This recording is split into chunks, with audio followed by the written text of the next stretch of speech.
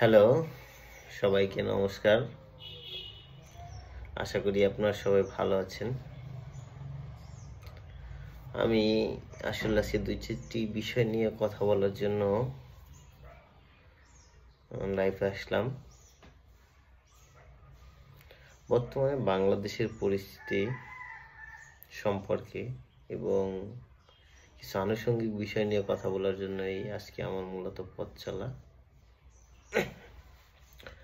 আপনারা জানেন বিগত কয়েকদিন যাবৎ ইসকন সংশ্লিষ্ট কিছু বিষয় নিয়ে বাংলাদেশের একটা শ্রেণী তারা ইসকন নিষিদ্ধের ডাক দিচ্ছে এবং ইসকনকে বাংলাদেশ থেকে উঠিয়ে নেয়ার জন্য তারা বিভিন্নভাবে প্রেশার ক্রিয়েট করছে। তো আজকে আমি যে বিষয়টা নিয়ে কথা বলতে যাচ্ছি আসলে সেই বিষয়টা হচ্ছে এরকম যে ইসকন কি করেছে, বাস্তবিক অর্থে ইসকন আসলে কি করেছে। যারা এই আন্দোলনটা করছে বা যারা চাচ্ছে যে ইসকন আসলে এটা করেছে এই জন্য ইসকনকে ব্যান করা উচিত, তারা নিজেরাও জানে না। যে একজনকে জিজ্ঞেস করেন যে ইসকন কি করেছে, সবাই বলবে যে আমরা চাচ্ছি ইসকন ব্যান হোক, ইসকন একটা জঙ্গি সংগঠন, ইসকন একটা সন্ত্রাসী সংগঠন, ইসকন একটা ধর্ষণকারী সংগঠন। কিন্তু বাস্তবিক অর্থে কেউ কোনো প্রমাণ দিতে পারবে না যে ইসকন আদৌ এই সমস্ত কর্মকাণ্ডের সাথে সম্পৃক্ত। এরকম কোনো ধরনের প্রমাণ বা তথ্য তাদের হাতে নেই। কিন্তু তারপরেও কেন তারা চাচ্ছে যে এটা করতে, এর পিছনে কিছু কারণ আছে।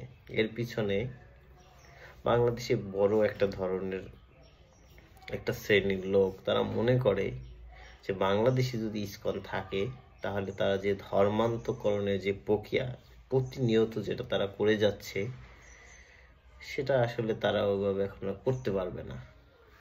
তো করতে না পারলে কি হবে, দেখা যায় তারা যে দীর্ঘদিন যাবৎ যে প্ল্যান নিয়ে তারা এগোচ্ছে যে হিন্দুদের ধর্মান্তকরণের মাধ্যমে বাংলাদেশ একটা সম্পূর্ণ ইসলামিক রাষ্ট্রে পরিণত করবে, যেখানে অন্যান্য ধর্মাবলম্বীর লোক থাকবে না। এখন আসি এই বিষয়ে, যারা চাচ্ছেন যে এদেশে অন্য ধর্মাবলম্বীর লোক থাকবে না। আচ্ছা, আপনার আফগানিস্তানে তো এক সময় হিন্দু ছিল, এখন আফগানিস্তানে নাই। আফগানিস্তানে কি সমস্যা হচ্ছে না? একই গোত্রের লোকজনের ভিতরে সমস্যা হচ্ছে না? দেখেন বাংলাদেশে, আমি আফগানিস্তানের কথা বাদ দিলাম, বাংলাদেশে মুসলিম ধর্মের ভিতরে কয়েক ধরনের আর কি লোক আছে যারা এক একজন এক এক মতাদর্শের অনুসারী। তা আমার কথা হচ্ছে আপনি যে মতেরই অনুসারী হন সেটা আপনার ব্যক্তিগত ব্যাপার। সেটা যদি অন্যের সমস্যার সৃষ্টি না করে, আপনার ধর্মকে পালনে অসুবিধা সৃষ্টি না করায়, সে তার নাগরিক অধিকার থেকে সে তার ধর্ম পালন করবে, সে সেখানে পূজা করবে, প্রার্থনা করবে, যা করবে সেটা তার অধিকার, নাগরিক অধিকার। আপনারও নাগরিক অধিকার, আপনি সেটা করেন।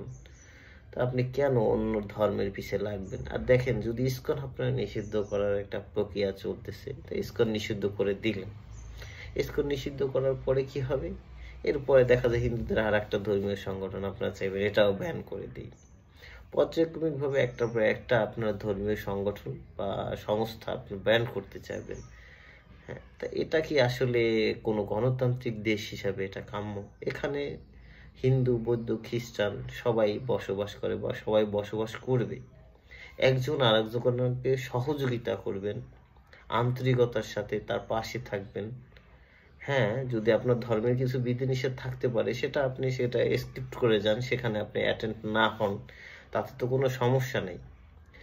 যে হ্যাঁ, অনেক ক্ষেত্রে দেখা যায় মতের মিল অমিল থাকবে, তো তার ভিতরে দিয়ে তো আমাদের সবাইকে একসাথে এগিয়ে যেতে হবে। এটাই তো অসাম্প্রদায়িক দেশের চিন্তা ভাবনা। কিন্তু আমার সবচেয়ে আশ্চর্য লাগে এই ব্যাপারটা ভেবে যে আপনার একটা শ্রেণী আছে যারা ধর্ম ব্যবসায়ী, তারা ধর্ম ভিউর জন্য এটা করে, কিন্তু আমার তাদের জন্য সমস্যা না। আমার সমস্যা মনে হয় ওই সমস্ত লোকদের জন্য যে সমস্ত লোকেরা ধর্ম ব্যবসা করে না কিন্তু স্বাভাবিক মেন্টালিটির এবং তারা উদার মন মানসিকতার, তারা সব ধর্মের প্রতি শ্রদ্ধাশীল। কিন্তু সেই লোকগুলো যখন বলে যে ইসকন ব্যান্ড বা হিন্দু ধর্মের এই সমস্যা, তারা চুপ থাকে, তারা কেউ প্রতিবাদ করে না, তারা বরঞ্চ এটাকে আরো প্রমোট করে। তাহলে দেখা যাচ্ছে কি, সর্বশেষ সর্বসাকুল্যে আপনি এটাই বলতে চাচ্ছেন যে আপনি এখানে ইসলাম ছাড়া আর কোনো ধর্মের লোকজন থাকবে না। দেখেন, সেটা থাকবে কি থাকবে না সেটা তো আসলে আপনি নির্ধারণ করার কেউ না।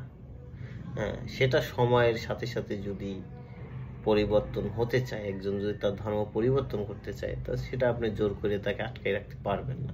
আর জোর করে কোনো কিছু হয়েছে এবং সেটা সুফল হয়েছে আমার তো মনে হয় না। আপনারা যদি সত্যিই চান যে আপনাদের ধর্মের লোকজন বাড়ুক, আন্তরিকতার সাথে সেটা করতে হবে। ইসলামের তো সুন্দর দিক আছে, আমি সেটা জানি, কিন্তু আপনারা যদি সেই সুন্দর দিকটাকে সুন্দরভাবে তুলে না ধরে আপনারা যদি সেটাকে নোংরামির পথে নিয়ে যান, সেটাকে যদি আপনারা এই যে দেখেন কয়দিন ধরে 100 লোক ধরে ধরে জবাই করে, এই ধরনের স্লোগান বা বক্তব্য, এটা কি আসলে আপনার ধর্মের কোনো ভালো দিক প্রকাশ করে? করে না তো। যদি ভালো দিক প্রকাশ না করে এমন কোনো কাজ আপনারা কেন করেন? এখানে হিন্দুর জায়গায় হিন্দু থাকবে, মুসলিমের জায়গায় মুসলিম থাকবে, সবাই সুন্দরভাবে বসবাস করবেন। উগ্রতাকে আমরা সকলে বয়কট করি, উগ্রতার বিরুদ্ধে আমরা সকলে প্রতিবাদ করি। আমাদের এই দেশটা একটি অসাম্প্রদায়িক দেশ আগে থেকেই ছিল, আমরা ছোটবেলা দেখে আসছি। আমরা আসুন সবাই মিলে এই বাংলাদেশটাকে, উগ্রতাকে উপড়ে ফেলে এই দেশটাকে সুন্দরভাবে কিভাবে হিন্দু, মুসলমান, বৌদ্ধ, খ্রিস্টান সবাই একত্রিত হয়ে দেশটাকে সামনের দিকে এগিয়ে নিয়ে যাওয়া যায় এবং দেশটাকে ভালোভাবে প্রেজেন্ট করা যায় বিশ্বের কাছে, সেটা চেষ্টা করি। ধন্যবাদ সকলকে সাথে থাকার জন্য।